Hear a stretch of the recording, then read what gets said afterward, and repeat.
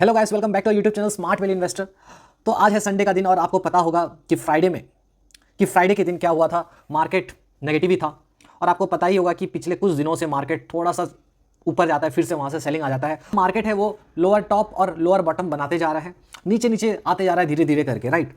और 22,800 जो इसका जो लेवल है वो तो लग रहा है कि बहुत ही क्रूशियल लेवल हो चुका है और पता नहीं ये कितना इसमें सस्टेन कर पाएगा नहीं कर पाएगा।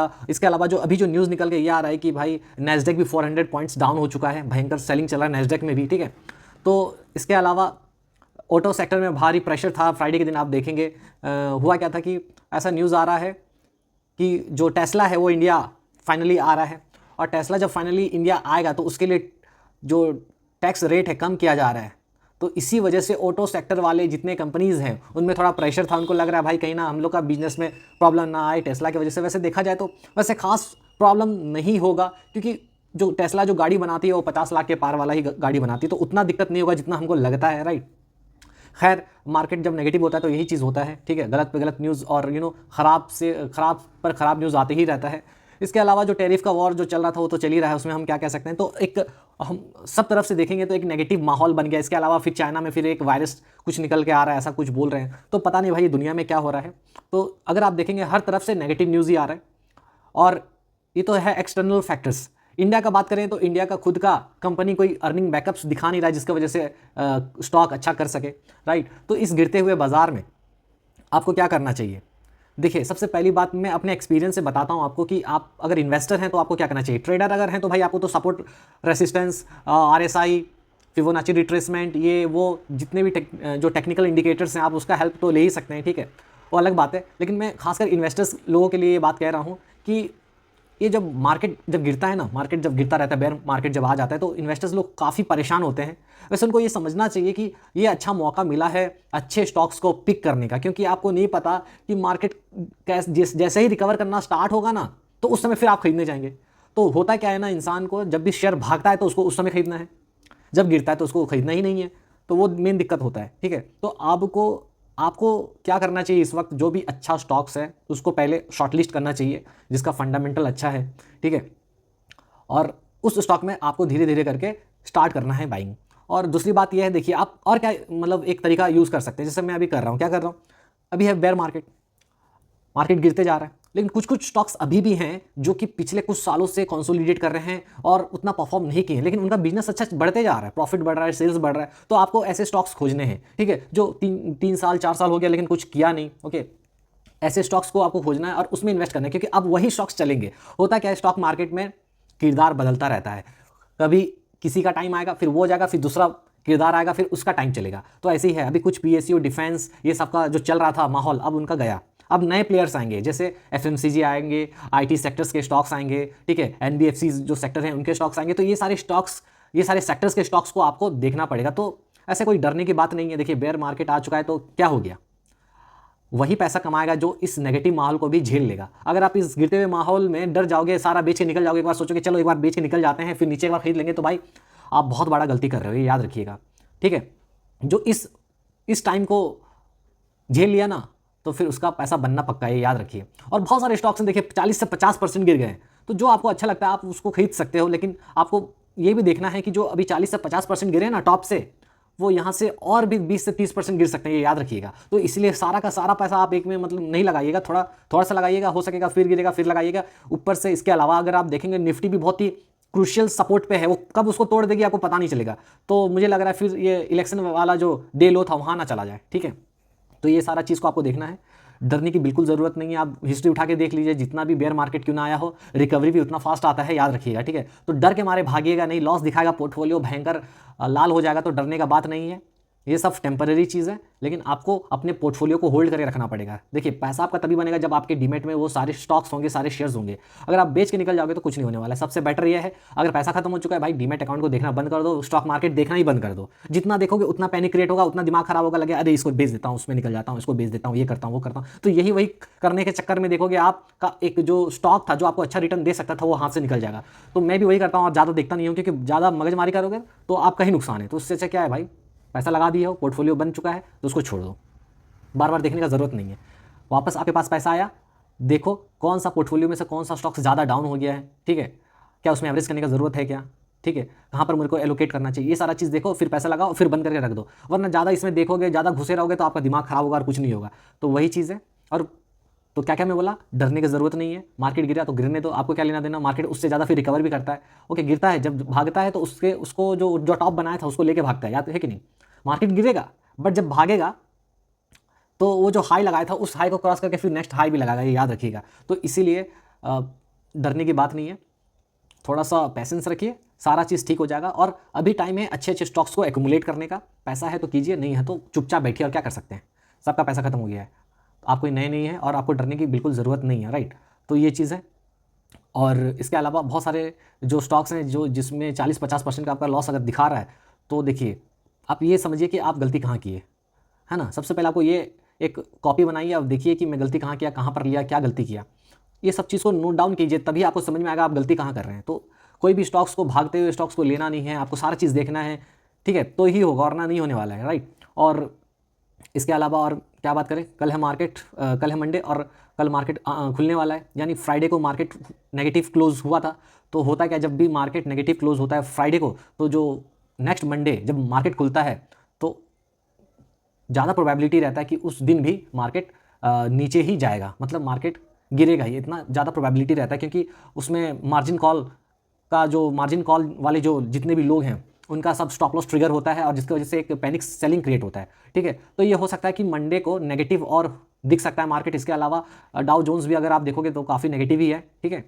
तो ये सारा चीज़ है। इसके अलावा बीच बीच में मैं कुछ कुछ स्टॉक्स आपको बताया करूंगा। ऐसा नहीं है कि आपको इन्वेस्ट उसमें करना है, आपको बस उसमें देखना है कि बिजनेस कैसा है, क्योंकि आपको आइडिया होना चाहिए कि कौन सा स्टॉक है, क्या करता है, ठीक है। उसमें लेना नहीं लेना वो आप पे डिपेंड करता है, बट आपको नॉलेज होना चाहिए, भाई ये भी स्टॉक है, ऐसा परफॉर्म कर रहा है, ये रेट पे आ चुका है, तो आपको एक ओवरऑल आइडिया मिलना चाहिए, ठीक है।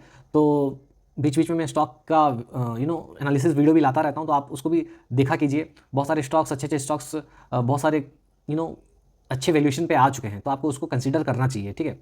तो ये सारा चीज़ है। ट्रेडिंग के लिए भी आप देख सकते हैं कि ट्रेडिंग के लिहाज से देख सकते हैं, भाई ट्रेडिंग के लिए ये स्टॉक अच्छे लेवल पे आ चुका है तो मैं ले लेता हूँ, 20-30% प्रॉफिट बुक करके निकल जाऊँगा। तो देखिए स्टॉक मार्केट में आए हैं तो आप इन्वेस्ट भी कर सकते हैं लॉन्ग टर्म के लिए, और ट्रेडिंग भी कर सकते हैं। लेकिन ये बात याद रखिए, ट्रेडिंग करेंगे तो मतलब इन्वेस्टर बहुत ज़्यादा पैसा बनाता है लॉन्ग टर्म में, ट्रेडर शॉर्ट समय में पैसा ज़्यादा बनाता है, समझ में आ रहा है। तो ऐसा नहीं है कि ट्रेडिंग गलत है, इन्वेस्टिंग सही है, सब अपने जगह में है।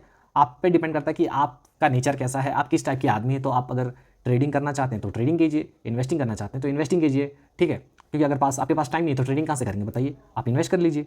और अगर पास टाइम है तो आप ट्रेडिंग कीजिए, फिर आपको फिर उस समय ज़्यादा थोड़ा सा दिमाग खटाना पड़ता है, स्टॉक्स को शॉर्टलिस्ट करना पड़ता है, फिर आपको प्राइस एक्शन देखना पड़ता है। ये सारा चीज़ देखने के बाद ही फिर आप ट्रेडिंग करते हैं, फिर उसमें स्टॉप लॉस लगाओ, ये करो वो करो। तो इतना झंझट मैं नहीं लेता, मैं लेता हूँ भाई एक बार लगा लो, फिर उसके बाद 2-3 महीना साल रुको, देखो अच्छा बन रहा है तो प्रॉफिट बुक करना है तो करो, नहीं करना है तो मत करो, जो करना है करो। ये सारा चीज़ मेरा जो मैं करता हूँ, मैं बहुत ही सिंपल तरीके से देखिए काम करता हूँ। ये नहीं है कि बहुत ज़्यादा एक, देखिए मैं जो करता हूँ एक आम आदमी भी वैसे ही कर सकता है, मैं वही चीज़ मैं आपको बताता हूँ, ठीक है। मैं सिंपल सा देखिए अभी भी बता रहा हूँ आपको। इस गिरते हुए मार्केट में 2-3 ऐसे स्टॉक्स हैं जो बहुत सालों से फंसे हुए हैं, ठीक है। अब वो स्टॉक्स, ज़्यादा प्रोबेबिलिटी क्या होता है जब स्टॉक्स एक रेंज में फंस जाता है ना, आप देख लीजिएगा, उसके बाद उसका प्रोबेबिलिटी ज़्यादा हो जाता है, फिर वो ऊपर जाएगा बोल के, राइट। ऊपर कब जाएगा, जब उसका बिजनेस अच्छा अगर है, प्रॉफिट अगर हो रहा है, सेल्स अगर हो रहा है, तो ज़्यादा प्रोबेबिलिटी होता है कि वो ऊपर ही जाएगा उसका प्राइस। जैसे मैं बता रहा हूँ, इसके लिए मतलब इसको बाय और सेल रिकमेंडेशन नहीं सोचिएगा। जैसे फॉर एग्जांपल मैं बता रहा हूँ, जैसे बजाज फाइनेंस को देख लीजिए। देखिए आप अगर देखेंगे 2020-21 के बाद से वो वही रेंज में घूम रहा है, जितना देखिए इतना साल हो गया, नहीं मतलब वही रेंज में घूमते जा रहा है।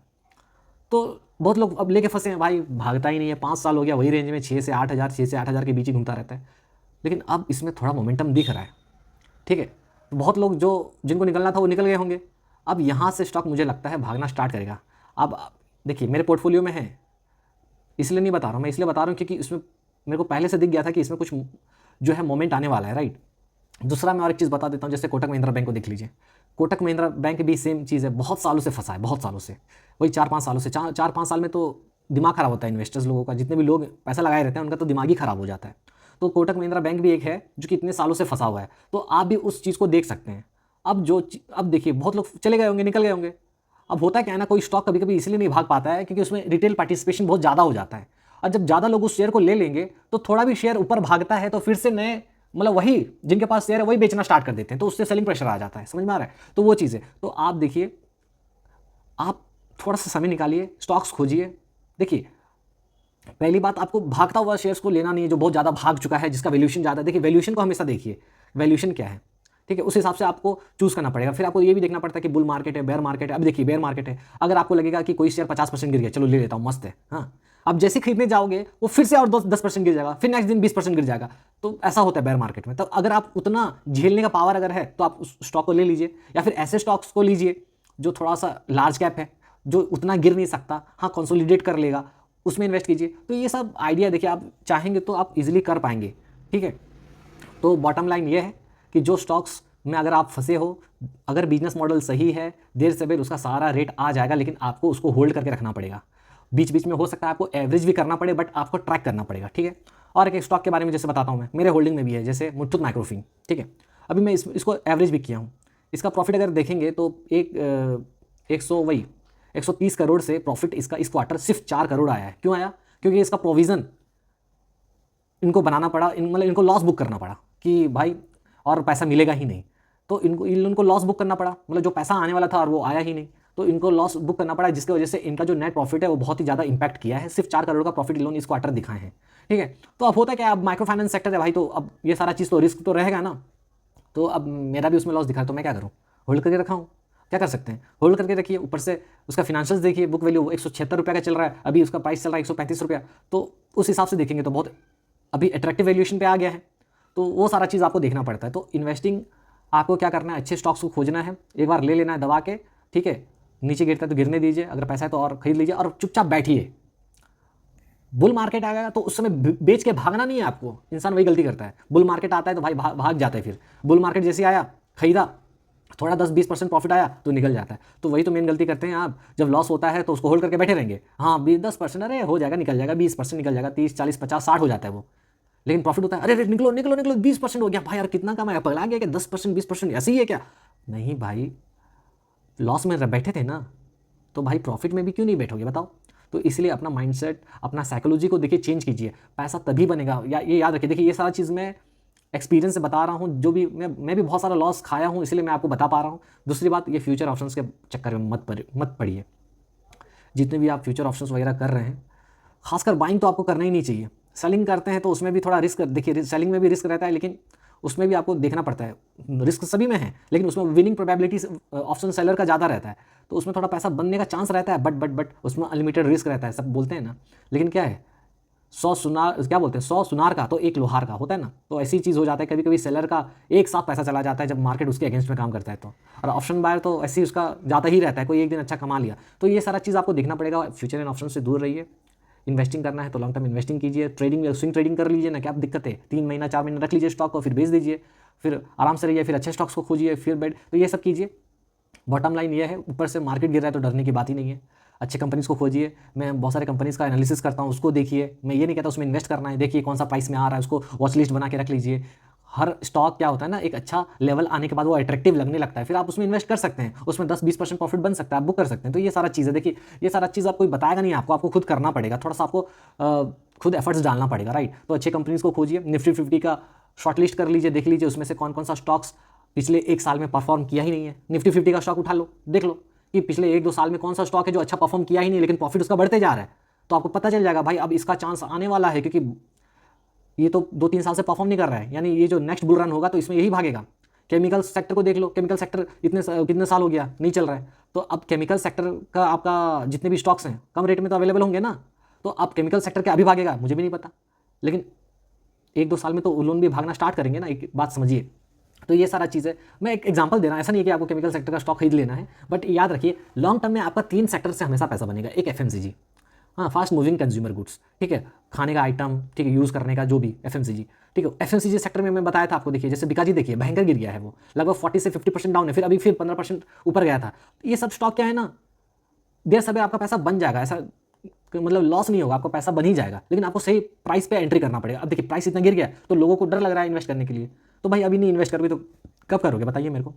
बिकाजी हो गया आपका, बिकाजी फूड्स, और एक है बेक्टर फूड, भाई ये सब चीज़ है जो कंज्यूमर स्टेपल है, ये सारे स्टॉक्स, ये इंसान उसको कंज्यूम करेगा ही करेगा। ऊपर से बहुत छोटे कंपनी है, 10,000 करोड़ 20,000 करोड़, इसमें ग्रोथ पोटेंशियल बहुत ज़्यादा है भाई, नेक्स्ट ब्रिटानिया बनने का चांस है ये सब में, लेकिन 10 साल बाद क्या होगा हमको कैसे पता? तो भाई मुझे भी नहीं पता, आपको भी नहीं पता, लेकिन हम तो एक बैट ले सकते हैं ना। तो वो सारा चीज़ें देखिए, मैं ये नहीं बोलता हूँ कि जाके आपको खरीद लेना, बट समझिए, अच्छे स्टॉक्स को पिक कीजिए। जिस स्टॉक्स का आप सर्विस यूज़ करते हैं, सामान यूज़ करते हैं, आप वो स्टॉक खरीद लीजिए, लेकिन देखिए किस प्राइस पे खरीद रहे हैं। तो बहुत सारा चीज़ होता है, आप स्टॉक को सीधा जाकर खरीदना नहीं रहता, आपको बहुत सारा चीज़ देखना पड़ता है। पिछले पास्ट हिस्ट्री में स्टॉक कैसा परफॉर्म किया, ठीक है, ये सब चीज़ आप देखोगे। देखिए पहले इसने स्टॉक परफॉर्म किया था या नहीं किया था, क्या सेल्स प्रॉफिट बढ़ रहा है या नहीं बढ़ रहा है, मार्केट कैसा है, किस माहौल में अभी चल रहा है स्टॉक, तो सारा चीज़ आपको देखना पड़ेगा, फिर ही पैसा बनेगा। जैसे देखिए SBI कार्ड देखिए, 3 साल से नहीं जा रहा था, लेकिन अभी भागना स्टार्ट किया कि नहीं, और मैं SBI कार्ड पर वीडियो भी बनाया था, देखिए। तो वो सारा चीज़ है, इसका मतलब क्या और भी भाग सकता है क्या, मैं भी नहीं जानता, लेकिन देखिए एक अच्छा मूव तो कैप्चर कर सकते हैं ना, आप ये समझिए। तो आपको वही चीज़ देखना है कि कौन कौन से स्टॉक्स कुछ सालों से परफॉर्म नहीं किए थे, ये जो रैली चला था उस रैली में पार्टिसिपेट नहीं किए थे, तो नेक्स्ट बारी उन्हीं का है, ठीक है, आपको वो समझना पड़ेगा। श्रीराम फाइनेंस देख लीजिए, अच्छा स्टॉक है, वो भी गिर चुका है, आप उसमें आप देख सकते हैं उसको। इसके अलावा बहुत सारे स्टॉक्स हैं, और क्या है आपका, आप जैसे हॉस्पिटल सेक्टर से स्टॉक देख सकते हैं, ओके। एक रुदालय बोल के कंपनी है, तो उस ये सारे स्टॉक्स को आप देख सकते हैं, लेकिन ऐसा नहीं है कि आपको जाके इन्वेस्ट करना है। देखिए कोई सा भी स्टॉक में इन्वेस्ट करेंगे ना, तो आपको ये रिस्क हमेशा रहता है कि वो थोड़ा गिरेगा, लेकिन आपको होल्ड करके रखना पड़ेगा, तो बहुत सारा चीज़ देखना पड़ता है। तो देखिए इतना कुछ ज्ञान देने का बात देखिए, मैं बोलना चाहूँगा आप लोगों को, जिसमें भी आप इन्वेस्ट करते हैं इन्वेस्ट कीजिए, लेकिन आप हमेशा ये देखिए कि आपके लेने के बाद वो 20-30% और गिर सकता है, क्योंकि मार्केट अभी नेगेटिव चल रहा है, ठीक है। तो ये बात हमेशा याद रखिए, मैं हमेशा आपको इसलिए बता रहा हूँ क्योंकि मार्केट सेंटिमेंट बहुत ज़्यादा काम करता है, प्राइस उतना काम नहीं करेगा। मतलब प्राइस को जो धकेलता है, जो पुश करता है, वो सेंटिमेंट होता है। अभी मार्केट नीचे चल रहा है, मार्केट है नीचे, बहुत ही डाउन चल रहा है, मतलब क्या है, सेंटिमेंट नेगेटिव है। अगर आप कोई स्टॉक को खरीदने जाएंगे तो ज़्यादा चांसेस है और वो 2-3 दिन बाद और गिर जाए, तो उस केस में आपको क्या करना पड़ेगा, उस केस में आपको उसको और एवरेज करना पड़ेगा। दम है एवरेज करने का तो कीजिएगा, उसके बाद फिर होल्ड करके बैठना है आपको। देखिए CDSL कितना 40 से 50% गिर गया, क्या कंपनी डूब जाएगा? क्या नहीं डूबेगा भाई, कैसे डूबेगा बताओ मेरे को। हाँ टाटा मोटर्स इतना गिर गया, क्या खत्म हो जाएगा क्या? अरे भाई टेस्ला आ गया तो टाटा मोटर्स खत्म हो जाएगा? क्यों खत्म होगा? आपको सही स्टॉक्स को सही प्राइस में लेना है, तो अब जब लेना है तो आप डर जाओगे, लोगे नहीं, तो वही दिक्कत है। तो इसीलिए अच्छे स्टॉक्स को खोजिए। देखिए मैं जो भी स्टॉक्स बता रहा हूँ आपको सीधा जाके जंप मार के खरीदना नहीं है, लेकिन मैं इसलिए बता रहा हूँ ना कि देखिए कुछ स्टॉक्स खराब निकल जाते हैं, अब वो किस्मत का बात है, हम नहीं बता सकते, लेकिन आप अपना तो मतलब एक हमेशा दिमाग में लेके चलिए कि आप कभी भी गलत हो सकते हैं, कभी भी सही हो सकते हैं। ये सारा चीज़ को लेके चलेंगे तो कुछ प्रॉब्लम नहीं होगा। और मेन बात है स्टॉक मार्केट में अगर आप टिके रहे, मेन है टिके रहना, अगर टिके रहे तो पैसा आपका बन ही जाएगा, देर सवेर बन जाएगा। मैं देखा हूँ ये, ठीक है। मैं FNO में भी लॉस किया, इक्विटी में भी लॉस किया, क्योंकि मैं भी टॉप पे लेके खरीद के फंसा था।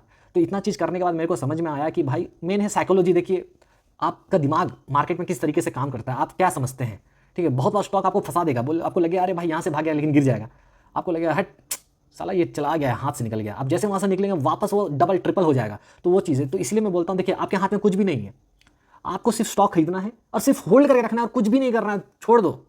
लेकिन हम गलती क्या करते हैं, एक बार खरीदे 10 बार देखेंगे अरे भाई क्या हुआ, बढ़ा कि नहीं बढ़ा। तो ऐसा करना नहीं है, खरीदे छोड़ दो, भूल जाओ। बहुत ज़्यादा ज्ञान हो गया, ठीक है।